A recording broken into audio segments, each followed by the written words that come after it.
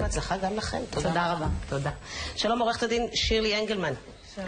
איתך אנחנו מדברים היום על שלום בית. ושלום בית תמיד נשמע לי דבר נורא בעייתי. תכסיס, סוג של תכסיס. לא, כאילו כופים על האישה בדרך כלל לבוא ולהסתדר עם הבעל. מנסים בבית המשפט הרבני לכפות עליהם. לאו דווקא, זה בהרבה מקרים מגיע מבני הזוג, נכון?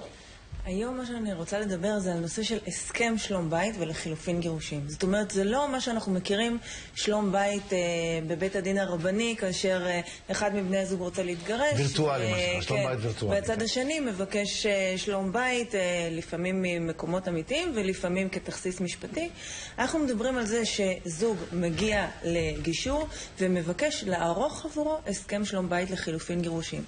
מה הכוונה? זה הסכם מגירה, אני קוראת לזה. הסכם גירושים לכל דבר, שמאגד בתוכו את כל הנושאים, משמורת ילדים, רכוש, מזונות, לכשירצו בני הזוג להתגרש, וגם אנחנו אומרים שם איך הם התגרשו ואיך הם יודיעו אחד לשני על רצונם להתגרש. אבל מה שמיוחד בו, זה שיש בו פרק של שלום בית.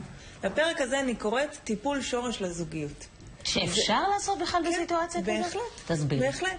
למשל, יש הרבה אנשים שלא בדיוק יש להם את המוכנות להתגרש, יש עדיין אהבה, יש עדיין רצון לשמור על המערכת הזוגית, אם בשביל ילדים, אם בשביל עצמם, ולכן הם באים לסוג כזה של הסכם. מאחר, ומצד אחד הם מפחדים שהזמן יהיה לרעתם מבחינה משפטית, שאחד מבני זוג יוכל להבריח נכסים, או שישיג איזשהם יתרונות משפטיים. אבל אתה חושב שזה מה שיקרה, איך מראש אתה הולך לשלום בית? לפעמים יש מצבים בנישואים שכבר אין כל כך ביטחון אחד בשני. למשל במצבים של בגידה.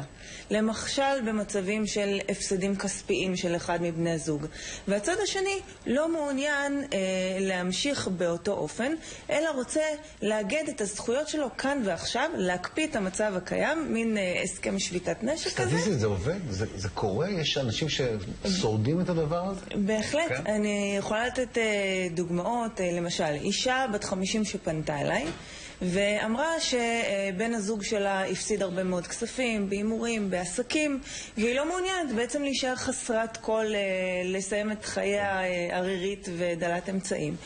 אבל עדיין יש את האהבה ואת הרצון להישאר ביחד. אבל היא רוצה להתגרש כי היא מפחדת מהמצב הכלכלי שהיא תיקלה אליו. הצעת עליהם את הנושא הזה של הסכם שלום בית לחילופין גירושים, שבו היא מקפיאה את המצב הכלכלי הקיים. זאת אומרת, הזכויות שלה נשארות שלה, החובות שלו אין לה חלק בהם, ולכן הם יכולים להישאר בצורה של שלום בית באופן... אז מה קרה לזוג הזה? תספרי לנו אחרי הפרסומות. בסיום העניין של שלום בית, שני סיפורים קצרים, דיברנו על זוג, ואנחנו צריכים לספר אם הם חיים עדיין ביחד או לא? בקשיים כלכליים, והחליטו לערוך הסכם שלום בית לחילופין גירושים, על מנת לקבע את המצב הקיים, שהיא תוכל להישאר עם הזכויות שלו, ולא יהיה לה חלק בחובות שלו, ועד היום הם חיים באושר ואושר. הזוג השני... יש לו חובות, אני לא בטוחה שהרבה אושר יש שם, אבל חיים עדיין ביחד. תתפלאי שהם יסתדרו מבחינה כלכלית בינתיים, אבל לפחות אין לה את החשש שגם אם הוא ייפול שוב מבחינה כלכלית, היא לא תיקח את זה על עצמה. והיה עוד זוג שהייתה בגידה מעורבת. נכון, זה בעצם המצב שבדרך כלל פונים אליו בנושא של הסכם שלום בית לחילופין גירושים, מאחר והאמון כבר עבד, עדיין יש שם אהבה וילדים ורוצים להישאר ביחד, אבל יש חשש של הצד השני מבגידה.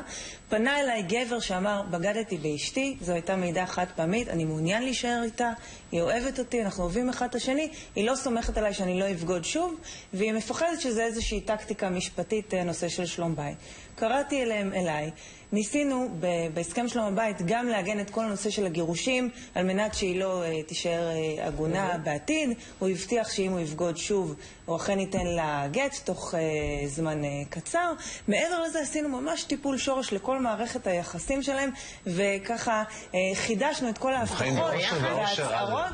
לא רק שהם חיים ביחד, קיבלתי לפני חודשיים הזמנה על הברית של הבן השני שלהם, וזה היה 5 שנים אחרי שערכתי להם את ההסכם. הם זכרו את זה אז לפעמים זה באמת מרגיע ונותן איזושהי דרך להתחיל חיים חדשים ביחד. יפה, עורכת הדין שירלי אנגלמן, תודה רבה לך. תודה לכם. תודה. עכשיו אנחנו אומרים שלום לבן ציד דנציגר. בוקר טוב. עוד מעט אגב מדונה ואוכל וכל מיני כאלה. כן, יש פה עשבים